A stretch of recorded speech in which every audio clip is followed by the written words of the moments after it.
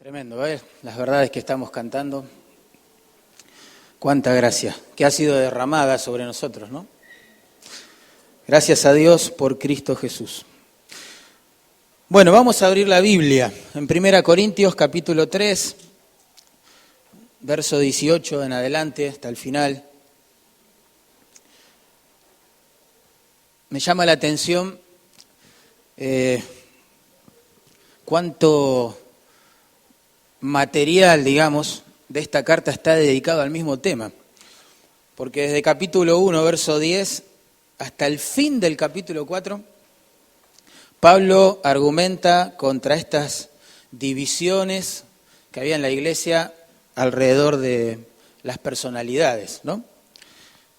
Es un tema súper recurrente en esta primera parte de la carta. Por ejemplo, repasemos capítulo 1, verso 12. Quiero decir que cada uno de vosotros dice, yo soy de Pablo, y yo de Apolos, y yo de Cefas, y yo de Cristo. ¿Acaso está dividido Cristo? Pregunta Pablo. ¿Fue crucificado Pablo por vosotros? ¿O fuisteis bautizados en nombre de Cristo? Capítulo 3, versículo 4. Diciendo el uno, yo ciertamente soy de Pablo, y el otro, yo soy de Apolos, ¿no sois carnales? Es un tema muy marcado.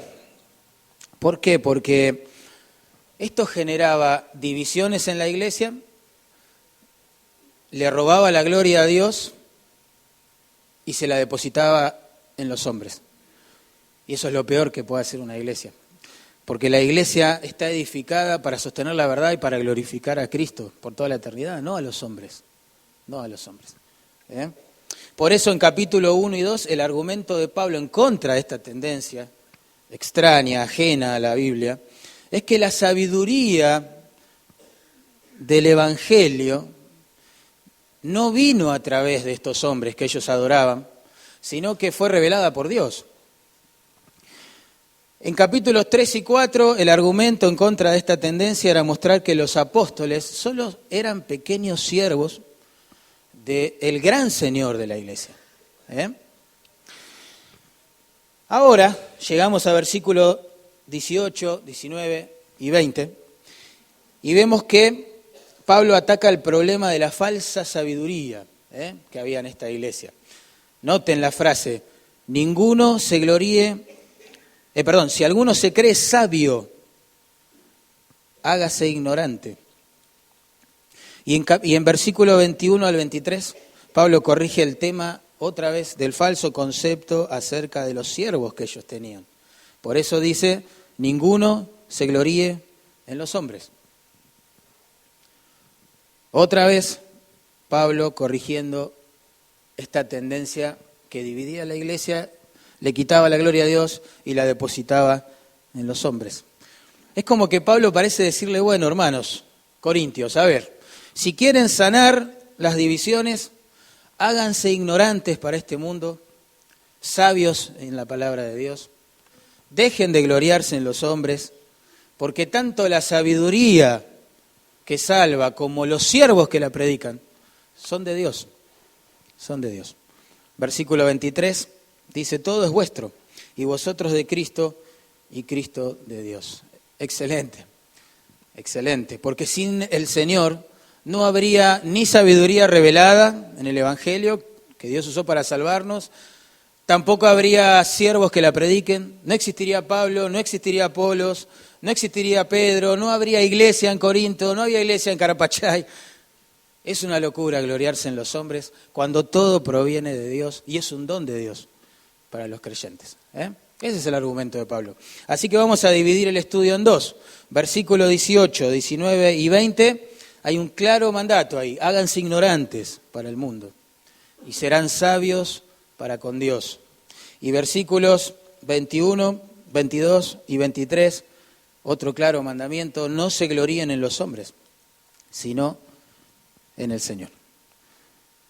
Vamos a orar para que Dios ilumine su palabra en nuestros corazones. Señor, te rogamos que uses tu palabra poderosa, porque siempre cumple el propósito por el cual la envías.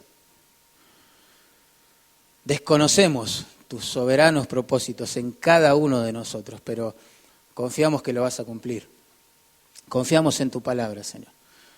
Esperamos la obra de tu Espíritu, alumbrando los ojos de nuestro entendimiento para entenderla, apreciarla, amarte más a través de ella, amar más a los hermanos, servirte mejor. Por favor, Señor, apasiona nuestros corazones con tu palabra. En el nombre de Jesús te lo pedimos. Amén. Bueno, vamos a leer versículos 18, 19 y 20. Háganse ignorantes, dice Dios, y serán sabios para con Dios. Miren, nadie se engaña a sí mismo. Si alguno entre vosotros se cree sabio en este siglo, hágase ignorante para que llegue a ser sabio. ¿Por qué? Dice uno, ¿no? Bueno, versículo 19, porque la sabiduría de este mundo es insensatez para con Dios. Pues escrito está, Él prende a los sabios en la astucia de ellos. Y otra vez, el Señor conoce los pensamientos de los sabios que son vanos. Aplicación. Así que ninguno se gloríe en los hombres, porque todo es vuestro. Sea Pablo, sea Apolos, sea Cefas, sea el mundo, sea la vida, sea la muerte, sea lo presente, sea lo porvenir. Todo es vuestro. Y vosotros de Cristo, y Cristo de Dios. Y Cristo de Dios. Esto hay que leerlo a la luz de lo que venía diciendo Pablo en los versículos anteriores, ¿no? Allí habló claramente de que Dios ama a su iglesia, la compara a un templo que se está edificando, ¿sí? Y anima a aquellos que la edifican con la palabra, con la idea de que van a ser recompensados, pero también exhorta a aquellos que la están dividiendo con la idea de que van a ser disciplinados, ¿no? Entonces, a la luz de esta realidad, ¿sí? Hace esta advertencia en versículo 18. Nadie se engañe a sí mismo. Si alguno se cree sabio, entre vosotros, sabio en este siglo, hágase ignorante para que llegue a ser sabio. La verdad, hermanos, es que se quitaría gran parte de las divisiones en las iglesias si los hermanos no estuvieran tan impresionados con su propia sabiduría o con la de aquellos mentores que han elegido tener en la vida cristiana. Si todos fuéramos un poco más humildes y estaríamos dispuestos a aprender y a conocer la verdad de Dios y a no pretender haber descubierto todos los misterios, sería mucho más lindo, ¿no? Sería precioso. Por eso Pablo dice, nadie se engañe a sí mismo. La idea es que los corintios sí se estaban engañando a sí mismos. Esa frase debería leerse de esta forma. Dejen ya de engañarse a sí mismos. Dejen ya de hacerlo. Ellos creían ser sabios. Ese es el autoengaño. Sabios según este siglo, dice. Pero la verdad es que eran ignorantes para Dios. Ahora, ¿cómo puede pasar esto, no? Es raro esto. Bueno, la frase en este siglo nos da la respuesta. La palabra que se traduce siglo ahí significa era. Y apunta más que nada no a la duración de esta era, sino a aquellas cosas que caracterizan a ese periodo de tiempo. Por ejemplo, nosotros hablamos de la era del hielo. No nos importa cuánto duró, sino nos apasiona ver el tema de los glaciares, no sé qué la caracterizaron. Bueno, esto es lo mismo. Pablo dice, ustedes se creen sabios en esta era, en este siglo. Y por la Biblia sabemos que este siglo está caracterizado por la maldad, por la inmoralidad, por la ignorancia de Dios, ¿sí? Por el humanismo desbordante. No es un siglo bueno, es el siglo malo, dice la Biblia. Es el siglo malo. Es más, en versículo 19 amplía la idea, porque Pablo dice que la sabiduría de este mundo que ellos tenían en la iglesia es insensatez o locura para con Dios. El tema es que ellos se creen sabios, pero para Pablo la sabiduría que ellos tenían es terrenal, ¿entienden? Es humanista. No está dando gloria a Dios ni honrando su palabra. Al contrario, está adorando a los hombres y está enfocando a la iglesia en la sabiduría de estos. Es más, la palabra que se traduce mundo ahí todavía más fuerte que la otra. En realidad significa orden o armonía, pero en su uso metafórico, como acá, describe el sistema que se organiza a espaldas de Dios, que se organiza en contra de su palabra y en contra de su pueblo. Es la sociedad que se organiza a espaldas de Dios. Es el sistema organizado de creencias, valores, prioridades y formas de hacer las cosas que le hace creer a la gente que Dios o no es importante o directamente no existe. Eso es el mundo en la Biblia. Los valores mundanos de este siglo colocan siempre al yo en el centro. Siempre.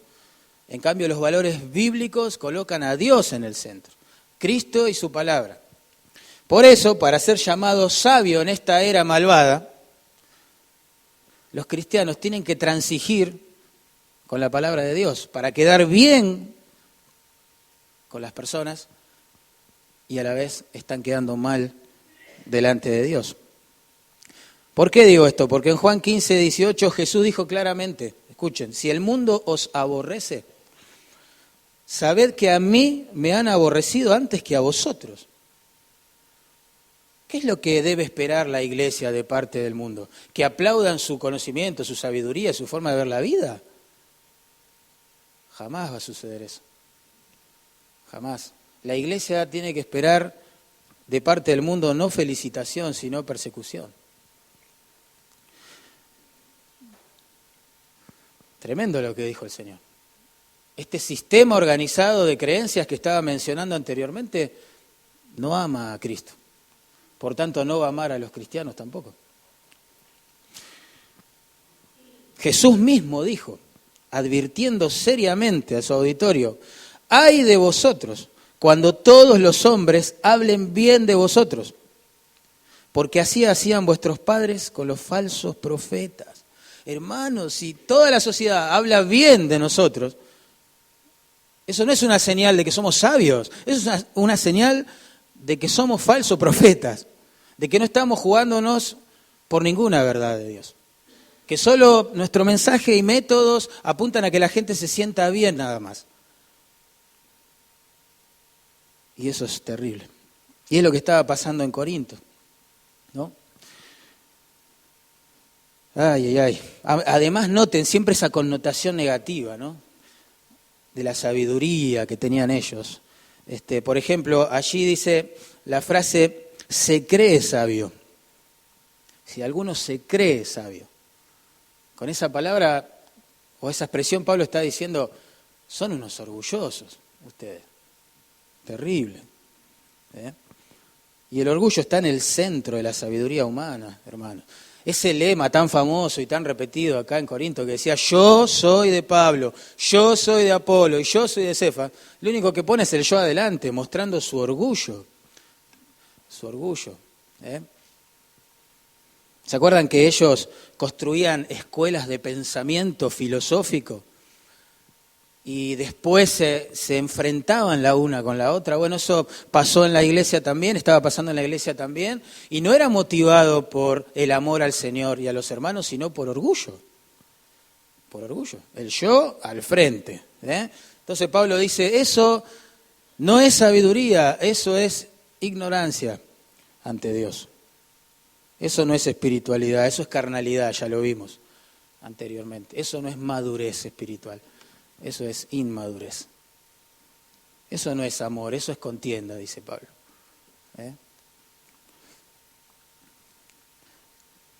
Tremendo, ¿no? ¿Cómo enseñar a una persona que se cree sabia? Es difícil, o imposible, ¿no?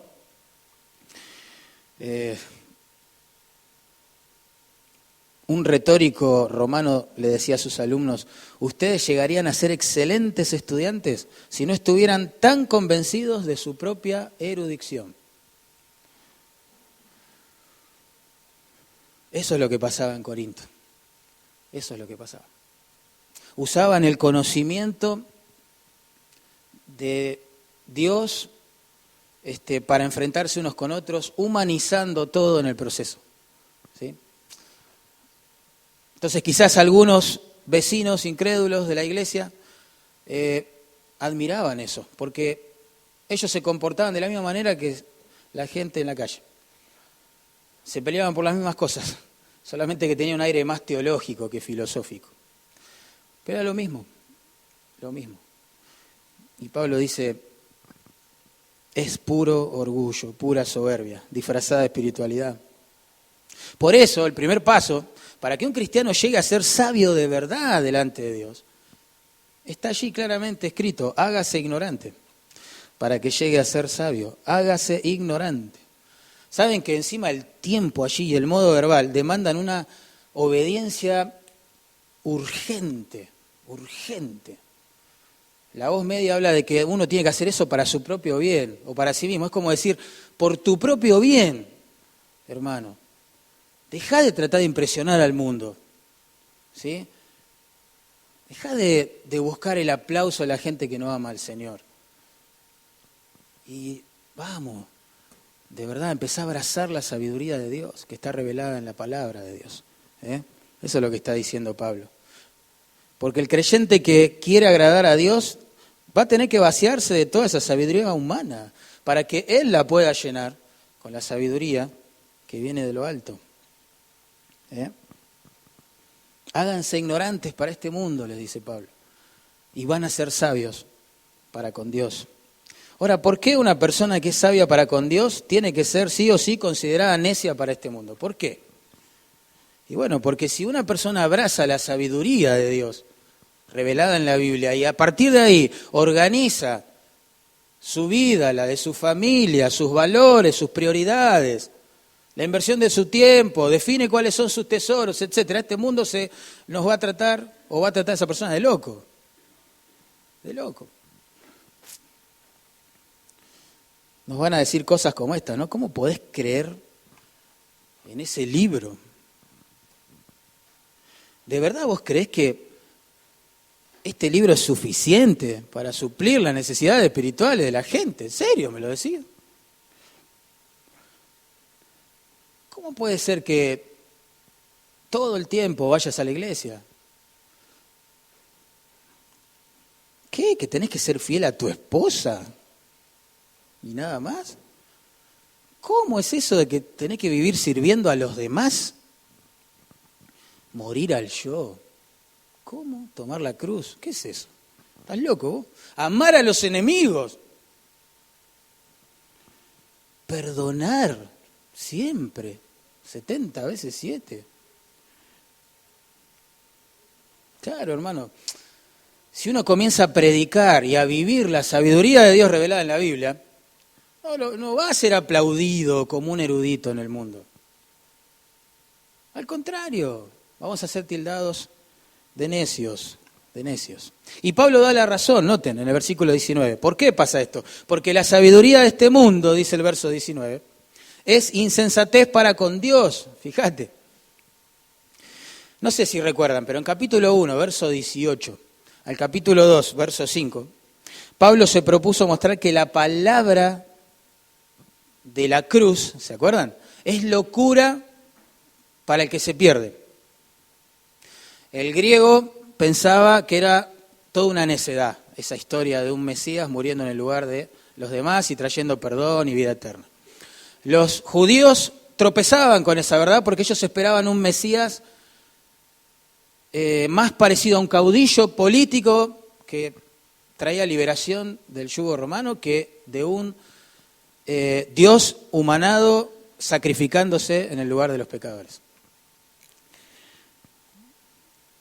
Allí Pablo enfocaba el tema de la perspectiva del hombre. El hombre ve lo que Dios ha revelado, lo observa y dice es una locura. Pero ahora Pablo lo que hace es dar vuelta a la cosa. y nos plantea la historia desde la perspectiva de Dios. Y dice, la sabiduría del mundo, para Dios ahora, es una locura. ¿Ven? Se dio vuelta la tortilla. Se dio vuelta. Los hombres, y quiero aclarar bien esto por las dudas, ¿no? Los hombres, hermanos, han hecho grandes avances en la ciencia y la tecnología, y esas cosas nos han traído mucho beneficio, ¿no? Nos gozamos de un montón de cosas que ha sido engendrada en la sabiduría de los hombres, y por esas cosas debemos estar agradecidos a Dios. Porque la Biblia dice que Dios es el que da la sabiduría a los sabios, ¿recuerdan? Y la ciencia a los entendidos. El problema es cuando esta sabiduría humana pretende resolver los problemas espirituales de los hombres. Ahí se torna en una insensatez para con Dios. Eso es lo que está diciendo Pablo. Porque la sabiduría del hombre no puede darle al ser humano vida eterna, perdón de pecados, reconciliarlo con Dios, darle una esperanza más allá del cementerio. No puede. Ni todas las mentes brillantes de este planeta juntas podrán darle al hombre estas cosas. La sabiduría humana no puede decirle al hombre cómo ser salvo, y menos aún darle el poder para que viva una vida en santidad, lejos del pecado. No puede hacerlo. ¿Entienden por qué para Dios la sabiduría del hombre es insensatez? ¿Y entienden por qué estaban siendo insensatos también, locos, los corintios, al tratar de organizar la iglesia alrededor de estas posturas filosóficas, dándole gloria a sus maestros y cosas como esas? Una locura. Si la sabiduría del mundo es locura para Dios, ¿qué puede traer de bueno a la iglesia? Y al ministerio de la iglesia, ¿qué puede aportar? El párrafo anterior nos exhortó grandemente a todos los que queremos servir a Dios. Cuidado cómo sobreedificamos, ¿se acuerdan? Cuidado cómo sobreedificamos el edificio de Dios. Porque si quitamos la locura de la predicación de la cruz de Cristo, es decir, el fundamento de la iglesia, con los años lo que vamos a tener ya no es una iglesia. Lo que vamos a tener es un club religioso. Y eso es terrible, terrible, terrible. Uno se pregunta, ¿no?, cuando lee esto, bueno, pero eso pasaba en Corinto. ¿Qué tiene que ver con nuestro tiempo? Todo, hermano, todo. La sabiduría humana ha invadido la iglesia. La ha invadido, es impresionante, impresionante. Pensemos en algunos detalles. Y no me voy a cansar de repetir estas cosas.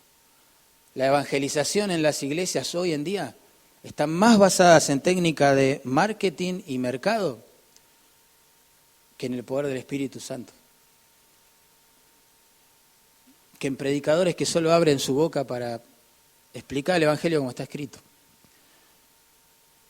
Eso es una tragedia, eso es sabiduría humana, intentando generar salvación de almas. ¡Qué locura! ¡Qué locura! Impresionante. Por eso en las iglesias hoy vemos muchas decisiones, pero pocas conversiones. Pocas conversiones. Porque no se predica la verdad. La consejería, entre comillas, bíblica de las iglesias de hoy, se basa más en conceptos extraídos de la psicología secular, hermanos, que en principios bíblicos. Parece como que la filosofía de la autoayuda y del pensamiento positivo ha reemplazado a lo que Dios nos trajo a través del apóstol Pablo, Pedro, Santiago, Juan. Tristísimo, tristísimo. Por eso la gente es dependiente de sus consejeros y nunca dejan sus pecados. Impresionante. Es un círculo vicioso de falta de poder espiritual que los hace andar por el desierto de sus propios razonamientos. Es muy triste eso. La alabanza en las iglesias están armadas alrededor de la manipulación de emociones y el impacto, diría yo, ¿no? Emocional, sí, claro. La mentalidad de recital ya está instaurada en las congregaciones y la gente adora estrellas cristianas hoy en día. Impresionante. Sabiduría humana, ¿entienden? En la vida de la iglesia. La predicación es una charla amena, humanista, positivista, en algunos contextos política también, ¿sí? Y no una exposición de su palabra. La gente hoy va a la iglesia a ser entretenida más que enseñada, hermano. A buscar sensaciones más que santificación. Claro, estos falsos fundamentos humanos sobre los que se está edificando en varios ministerios hoy, lamentablemente, juntan un montón de gente en un edificio porque es sabiduría humana que apunta a hacer sentir bien al hombre y a atraer al hombre. Pero el problema es que no pueden salvar a nadie de la condenación que por su pecado merecen. Y tampoco pueden santificar a ningún creyente. Ese es el problema gigante de traer la sabiduría humana a la iglesia. Sobre esta arena de filosofía humana podemos edificar un club religioso, pero nunca, jamás un pueblo salvo, santo, servicial y que encuentra su suficiencia y satisfacción en Cristo. Jamás, jamás, jamás. Noten, versículo 19, la segunda parte. Es como que Pablo ahora quiere comprobar lo que acabó de decir, que la sabiduría humana siempre fue una insensatez para Dios. Por eso no hay que traerla a la iglesia. Y para hacerlo, para comprobarlo, apela a la Escritura. Fíjense, escrito está. Eso es una referencia al Antiguo Testamento, particularmente a Job capítulo 5, versículo 13 en este caso. Escrito está, es decir, no es nada nuevo, ¿no? Él prende a los sabios en la astucia de ellos. Lo que Pablo está diciendo es, esto no es algo que se me ocurre a mí. No se me ocurrió a mí, dice Pablo. Hay suficiente evidencia en todo el Antiguo Testamento de que Dios siempre ha tratado como una necedad la sabiduría humana que lo excluye a Él de su creación. Siempre fue así. Allí en Job capítulo 5, verso 13 está hablando de Elifaz, uno de los amigos, consejeros, ¿se acuerdan? Del sufriente Job. Y él cree que Job está sufriendo por su pecado. Entonces, lo que le está diciendo en ese versículo es, humillate Job y deja de esbozar argumentos sabios, entre comillas, para esquivar tu responsabilidad. Eso es lo que le está diciendo Elifaz. El texto siempre, acá se expresa en la imagen de una cacería, ¿no? En la cual el cazador utiliza como medio de captura los mismos argumentos que los hombres presentan delante de Dios, para esquivar, ¿entienden? Su situación. Es como que Dios va a usar sus propios argumentos para atraparlo. El cazador cae en su propia trampa. El hombre, con sus argumentos humanistas, tendientes a descartar a Dios, a correrlo de la vida de la iglesia o de sus propias vidas, algún día va a presentarse delante de Dios. Y esos mismos argumentos que predicó son los que lo van a condenar. Eso es lo que está diciendo. Imaginen un ateo que usando argumentos astutos, sabios, entre comillas, según este mundo, vivió discipulando en el ateísmo a sus alumnos en la facultad. Cuando se tenga que presentar delante del Dios de los cielos, en el juicio final, todos los argumentos que él ideó en contra de Dios son los que lo van a terminar condenando. Eso es lo que dice Pablo. Él prende a los sabios en la astucia de ellos. La segunda cita en versículo 20 dice, y otra vez, el Señor conoce los pensamientos de los sabios que son vanos. Acá está citando el Salmo 94, versículo 11.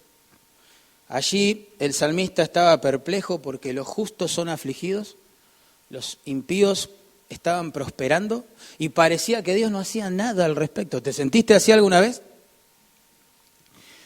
Bueno, el salmista también. Y según el versículo 7, los soberbios decían todo el tiempo, no verá a Jehová, ni entenderá al Dios de Jacob. Pero el Salmo termina diciendo que ellos van a pagar por su impiedad y que el justo va a ser recompensado, ¿no?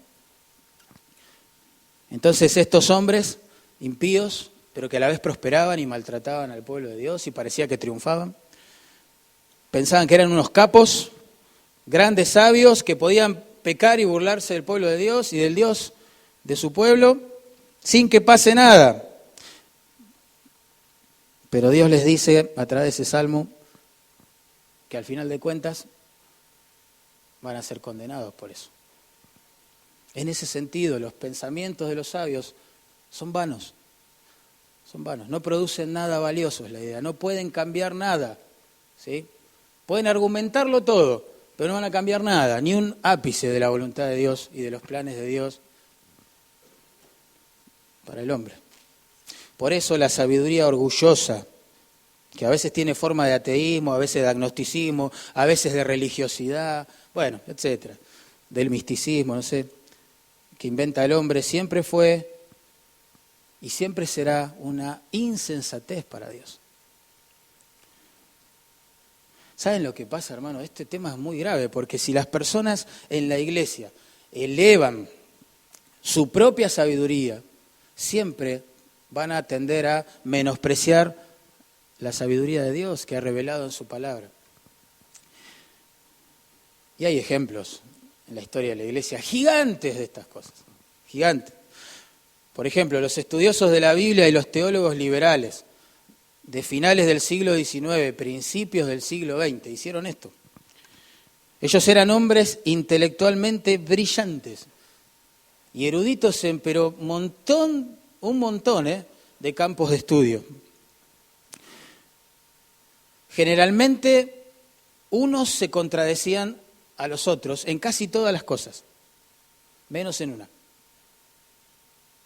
Ellos concluyeron que la Biblia era un libro humano, que para su redacción tuvo alguna que otra ayuda divina, en algún punto, ¿no? Por eso se sintieron en la libertad de rechazar, de recortar las partes de la Biblia que ellos pensaban que no venían de Dios porque no cuadraba con el concepto de Dios que ellos desarrollaron. A causa de que por muchos años ellos pensaron que la Escritura, ¿sí?, no estaba desarrollada en tiempos de Moisés, concluyeron que este hombre nunca pudo haber escrito el Pentateuco, por ejemplo. Después la arqueología derribó todo eso, ¿no? Pero por muchos años, décadas enteras, estas mentes brillantes andaban elucubrando la idea, no, Moisés no es el autor del Pentateuco.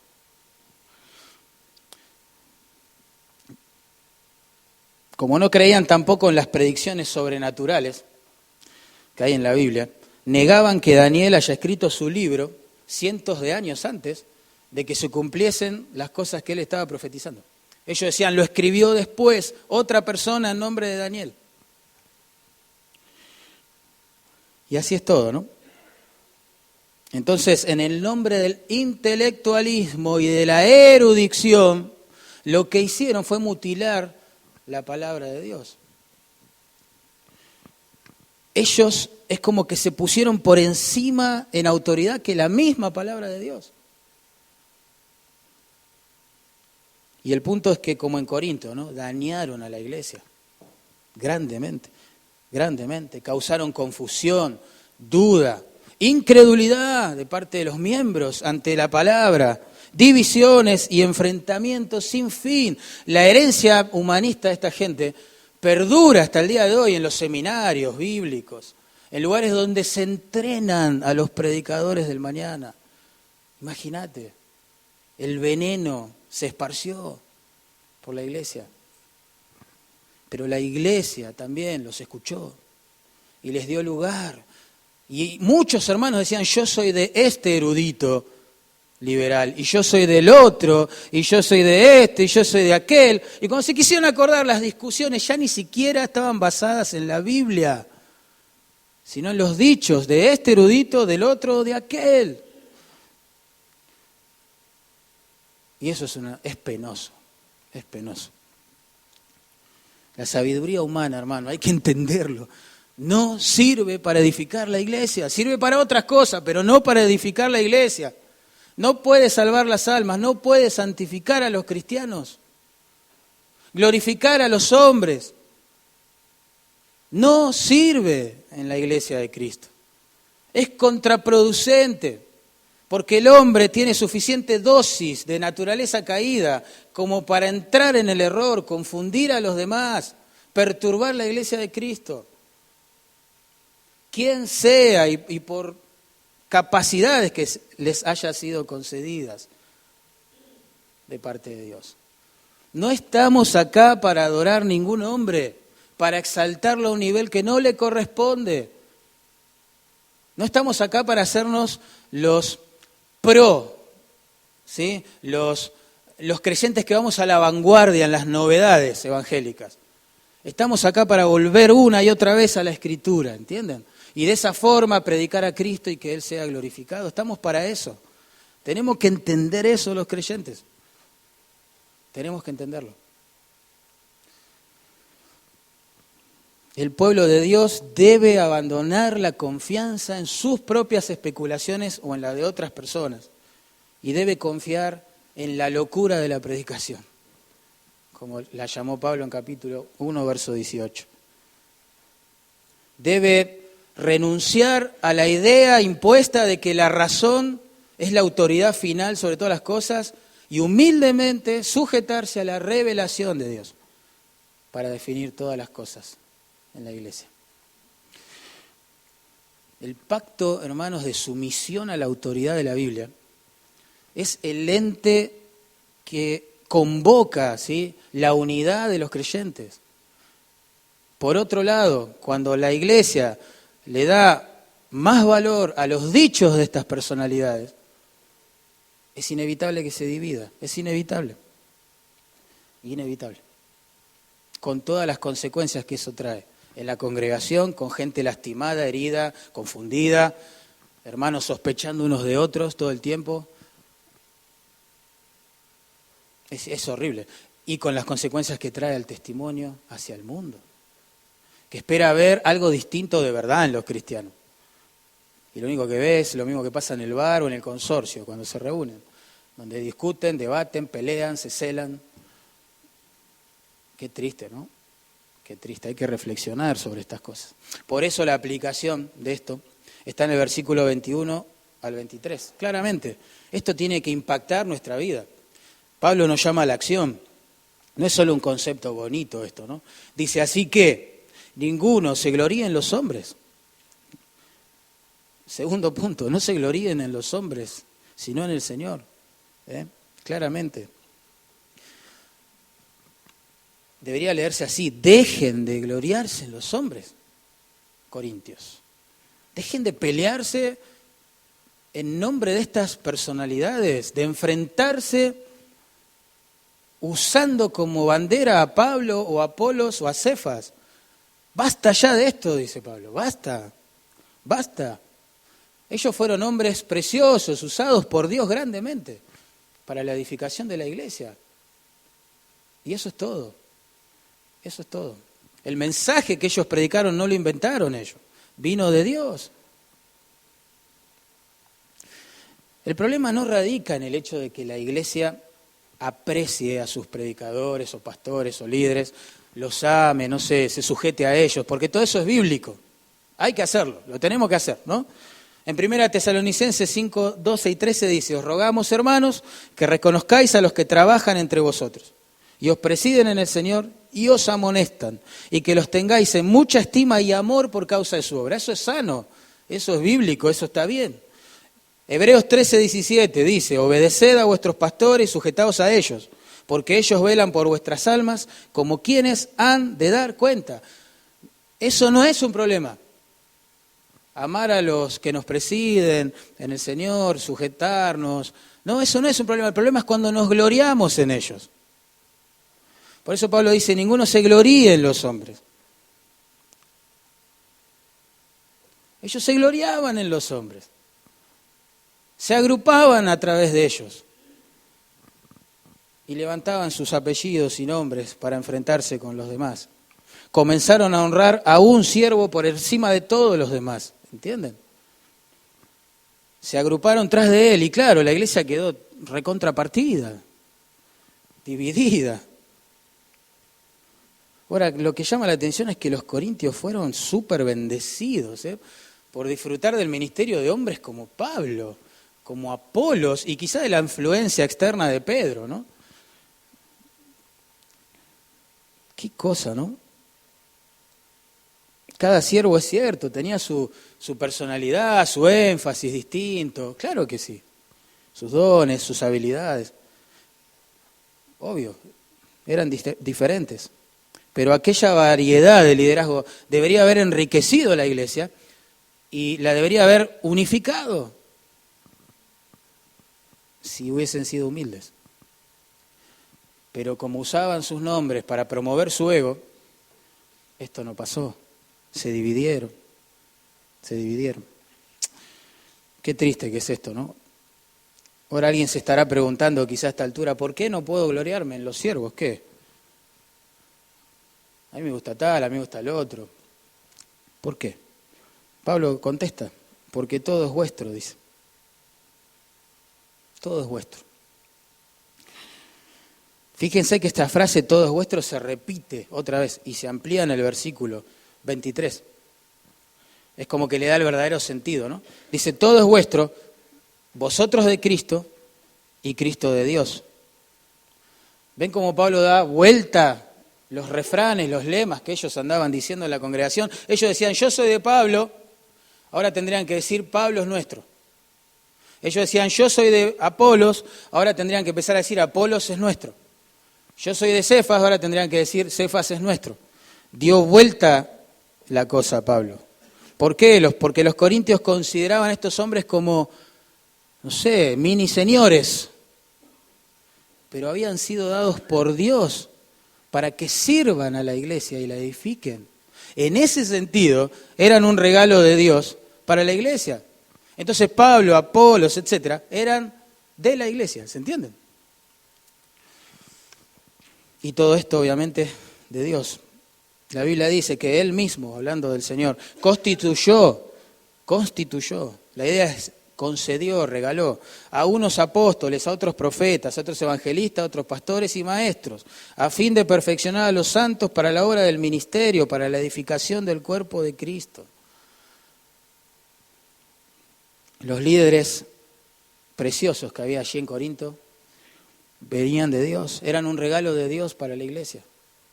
Y es verdad, porque sin Cristo y sin Dios no hubiese existido un Pablo, no hubiese existido un Apolos, ni un Cefas, y acá no tendríamos, no sé, un Sergio, un Jorge, los diáconos, no sé, la gente que nos preside en el Señor, de rodillas y con la palabra. Tampoco habría una iglesia en Corinto, sin Cristo, sin Dios, tampoco habría una iglesia en Carapachay. Todo viene de Dios, ¿entienden? Es un regalo de Dios para su pueblo. Es hermoso esto, entenderlo así. Pensá, ¿quién te bendice en la fe? ¿Quién te bendice cuando enseña? Trae el nombre de esa persona a tu mente, o de esas personas, no sé, a tu mente. ¿Quién es? Gente que ya falleció, no sé, Rairi, Lloyd Jones, no sé, gente viva, MacArthur, no sé, otros, cualquiera, no sé, el que te edifique. Pensá. Pablo te diría, son tuyos todos esos hombres, porque son un regalo de Dios para tu edificación. ¡Qué bárbaro! Impresionante. Dios te los regaló para tu crecimiento, tu santificación, tu comprensión de la Escritura. Pero claro, si uno se queda con uno solo de ellos, no solo que va a perder discernimiento, sino que también se va a perder todos los otros regalos que Dios quiere traer a su vida. Y noten el versículo 22, es hermoso, porque no solo los líderes piadosos vienen de parte de Dios para la iglesia, sin un montón de cosas que nos convierten a nosotros en personas súper bienaventuradas. Pablo dice,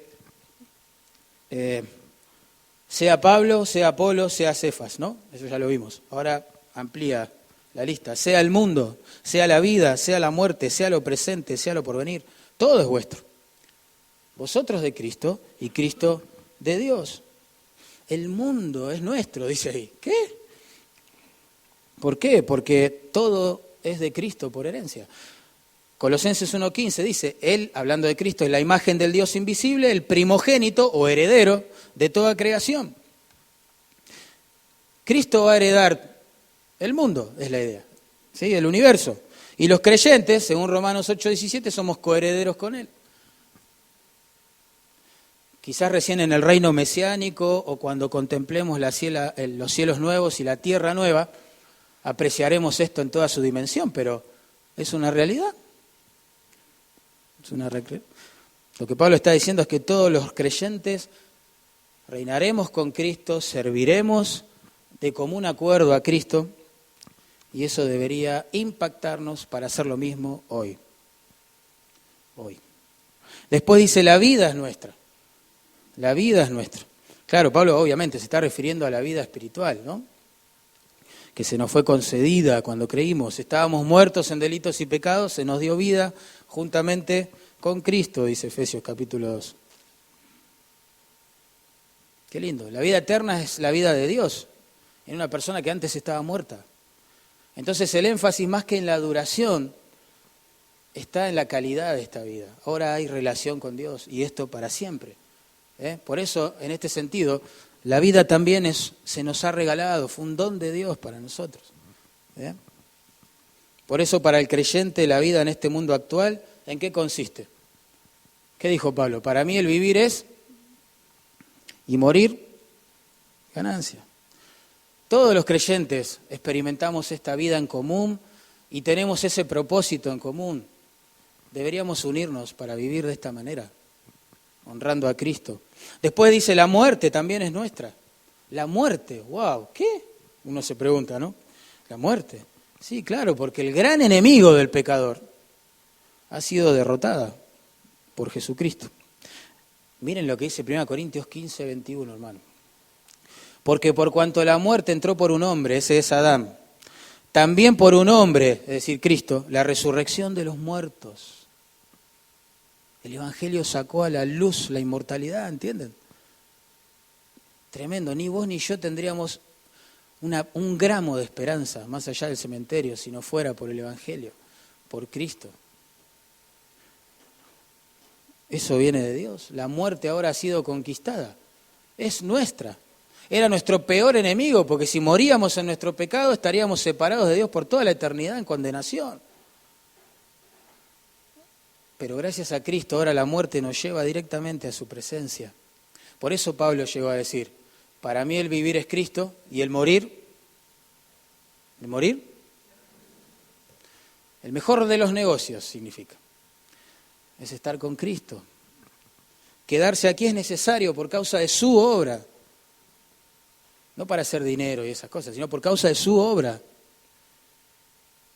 Pero partir, decía Pablo, es muchísimo mejor, en su tiempo y en su voluntad. Todos los creyentes tenemos la misma esperanza, ¿no? Deberíamos unirnos y animarnos con esa esperanza, los unos a los otros, en vez de andar debatiendo pensamientos de otras personas. Lo presente es nuestro, dice Pablo, lo presente es nuestro. Esto abarca todo lo que nos pasa en este peregrinaje, a veces muy complicado, ¿no?, que tenemos que experimentar en la tierra. Abarca todo, lo bueno, lo malo, las alegrías, las aflicciones, la salud, la enfermedad, el contentamiento, el dolor, las alegrías, las tristezas, bueno, etc. Y uno dice, ¿por qué todo eso es nuestro? Porque en las manos soberanas de Dios se nos ha prometido que todo eso obra para nuestro bien, para formar a Cristo en nosotros. ¿Se acuerdan? Gran promesa, no nos pasa nada por casualidad a nosotros. Todo está diseñado para ayudarnos a crecer en la semejanza de Cristo. Todo, todo. No lo digo yo, si no, no tendría valor. Miren lo que dice Romanos 8. Sabemos que los que aman a Dios, todas las cosas les ayudan a bien, todas, no algunas, todas. Esto es, a los que conforme a sus propósitos son llamados. ¿Cuál es ese propósito? El versículo siguiente lo dice. A los que antes conoció, también los predestinó para que fueran hechos conforme a la imagen de su Hijo. Ese es el propósito.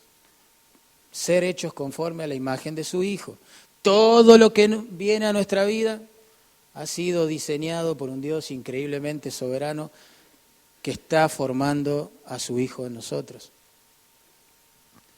Y eso le da sentido a todo lo que nos pasa en la vida, ¿no? A las cosas que mencioné antes, a todo, a todo. Así que todos los creyentes estamos en ese mismo proceso de santificación, de llegar a ser como Cristo.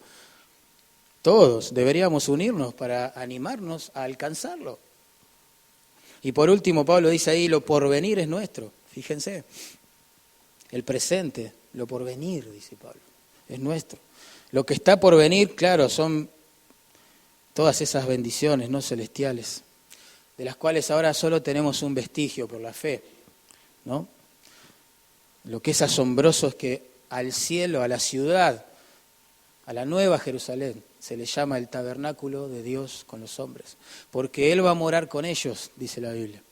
Y allí es que Él enjugará toda lágrima de los ojos de ellos, y ya no habrá más llanto, ¿se acuerdan? Ni dolor, ni muerte, porque las primeras cosas habrán pasado. Qué precioso, ¿no? Qué precioso. Vamos a compartir la gloria, hermanos, con la Trinidad y con todos los cristianos de todas las épocas que el Señor haya salvado en su gracia. Bueno, eso es un llamado a aprender a compartir la tierra, el peregrinaje, la vida.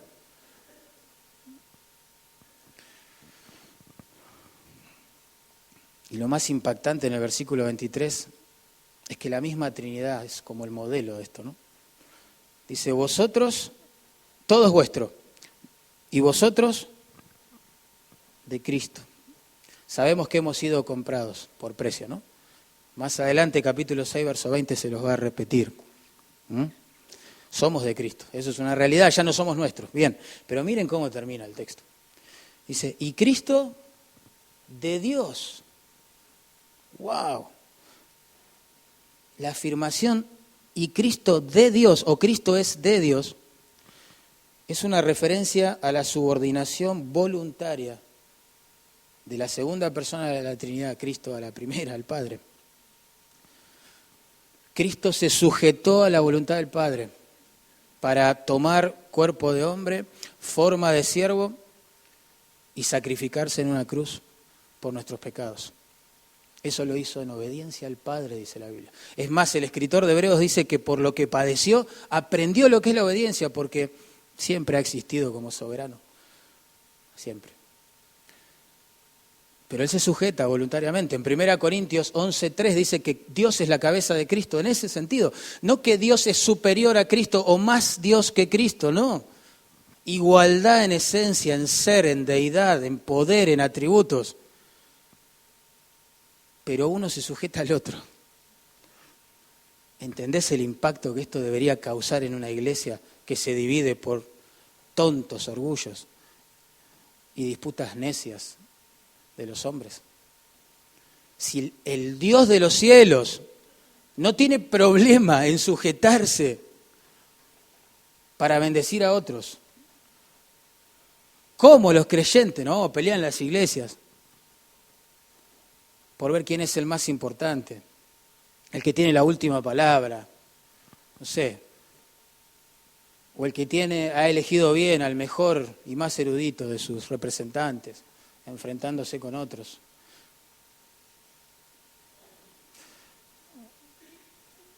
Tremendo esto. Las divisiones tienen su raíz en el orgullo, pero la Trinidad misma es un ejemplo de humildad. Increíble esto, increíble. Increíble. Tenemos que examinar nuestro corazón. Tenemos que ayudar a las personas que han caído en la telaraña de las divisiones simplemente por no estar enfocados en Cristo y en su palabra. Y estar demasiado pendientes de lo que dicen las personas y en exaltar a esas personas. Qué triste. Así que bueno, hermanos, me parece que es claro la enseñanza aquí. Todo es de Dios y todo es para su gloria.